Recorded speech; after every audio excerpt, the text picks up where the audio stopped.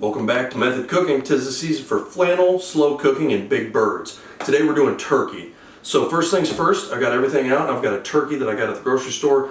Closer to Thanksgiving, it's a lot easier to find a turkey, but with a little bit of hunting, you can track one down. So I got mine frozen, and I want it thawed within the next probably 3 or 4 hours. So I've got it in a bucket. You could put it in an old cooler, a giant stock pot if you've got it. And I'm just going to run cold water over it continuously.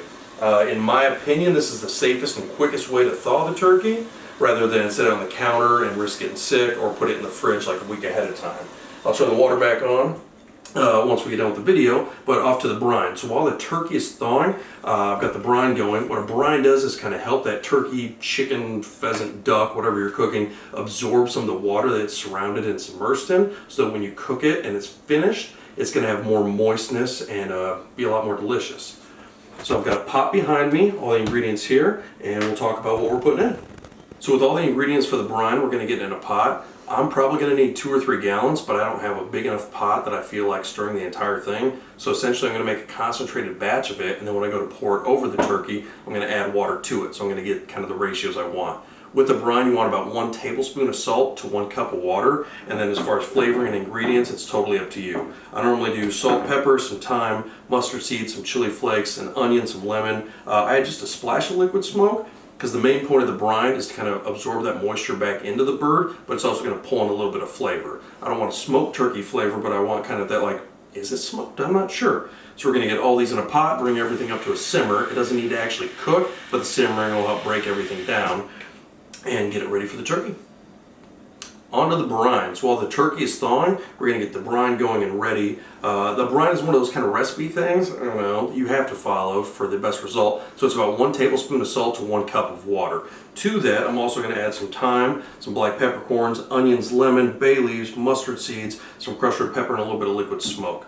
All of these are going to pull some flavor into the bird, but the most important part is the moisture that's going to get sucked in, so when you cook it, you end up with something delicious. With everything added to the pot, I'm going to bring it up to a simmer just so all the flavors combine and that salt dissolves. Again, earlier I talked about 1 tablespoon of salt to 1 cup of water.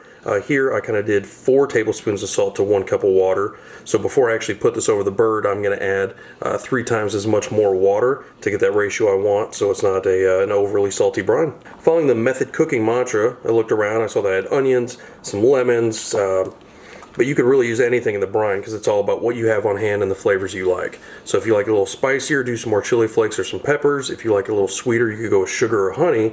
But it really is just using kind of what you have on hand to finish out this brine.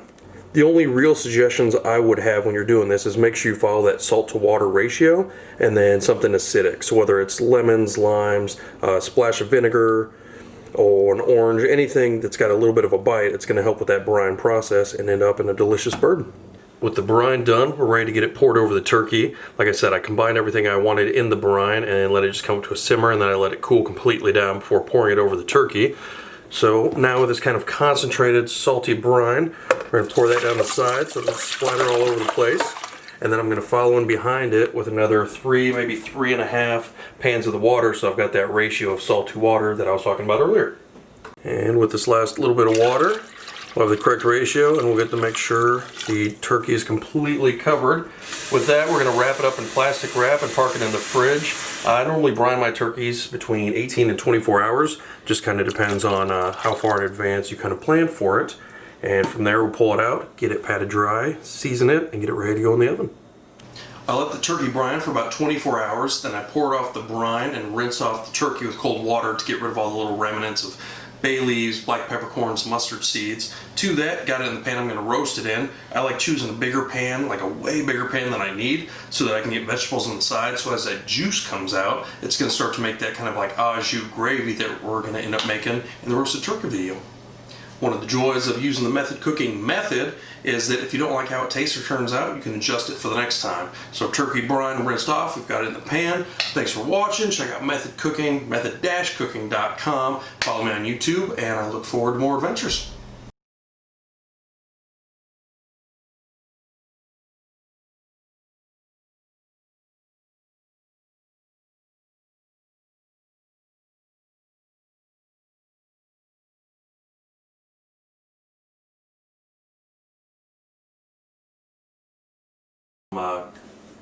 instant liquid smoke. What we're gonna do tonight is talk about turkey. I said tonight, it's really bright up because it's today. Anyway, I kind of went through the fridge, kinda, I'll just keep saying so. I never know what to do with my hands.